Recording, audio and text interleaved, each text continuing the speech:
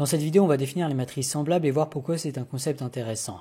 Avant d'y arriver, rappelons qu'une matrice carrée A est associée à l'endomorphisme linéaire de Rn dans Rn, qui a X associé à X.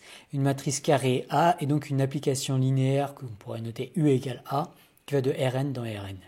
Mieux encore, A est la représentation matricielle de U dans la base canonique de Rn.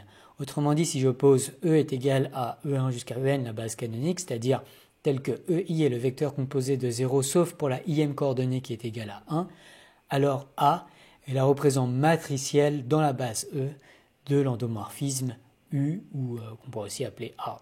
Alors ça ne peut pas être tordu d'écrire A est égal à la représentation matricielle de A, mais je vais quelque part avec tout ça. On a vu que la représentation matricielle d'un endomorphisme comme A n'a rien d'intrinsèque. Elle dépend de la base dans laquelle on a choisi de représenter l'endomorphisme.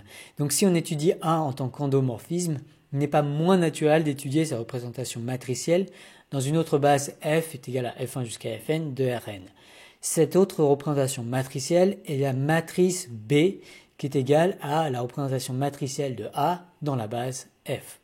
B et A sont alors intimement liés puisqu'ils décrivent en fait le même endomorphisme de Rn dans Rn.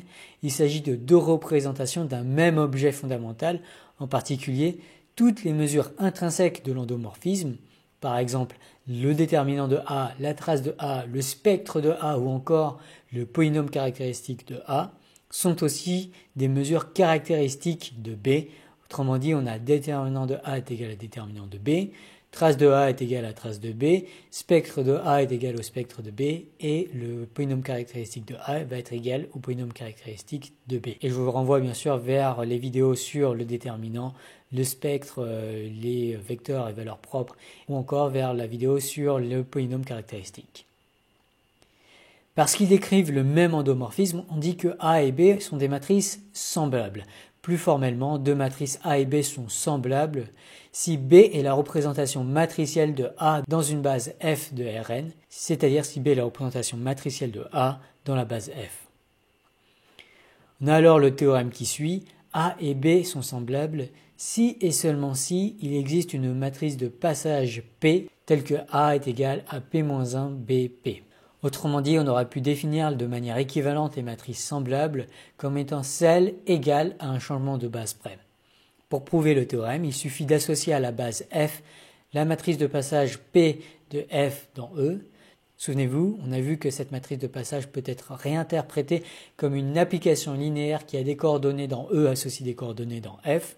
Ainsi, si X est un vecteur de Rn qui correspond à la base canonique E, alors Y est égal à Px sera le vecteur des coordonnées de X dans la base F. Ax s'obtient en traduisant X en Y est égal à Px dans la base F, puis en retraduisant ces coordonnées en des coordonnées dans la base E, et ça on peut le faire en appliquant P-1. Au final, on obtient Ax qui est égal donc à la traduction dans la base E de Bpx qui est donc P-1 Bpx, qui est égal à P-1 Bp appliqué à X. Et ça, il faut que ça soit vrai pour tout X, ce qui est équivalent à dire que A est égal à P-1 BP. CQFD.